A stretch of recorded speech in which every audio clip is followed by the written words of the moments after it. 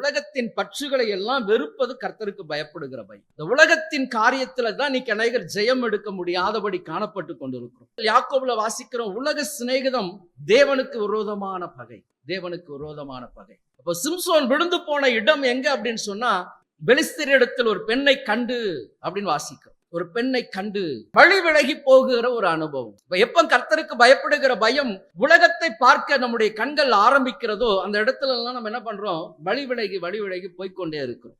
அப்ப தீமையை அதிகமாய் வாஞ்சித்து கொண்டே இருக்கிறோம். ஆனா வேதம் சொல்லுகிறது, தீமையை வெறுப்பதுதான் கர்த்தருக்கு பயப்படுகிற பயம். ஐயா, நான் இருக்கிற இடத்துல பாவம் இருக்குதா, அந்த இடத்துல நான் இருக்கக்கூடாது. இப்போ நான் இருக்கிற இடத்துல பாவம் என்னை நெருங்கி வருகிறதா, நான் விலகி போகணும். யோசேப்பின் அனுபவம் நம்முடைய வாழ்க்கையில காணப்படணும். ஒரு அடிமையாய் வாழ்ந்து கொண்டிருந்த ஒரு மனுஷன் தான் யோசேப்பு. ஆதியாகமம் 39:9 வாசிக்கலாம். அவள் அடிக்கடி அவன் மீது கண் போட்டாள்.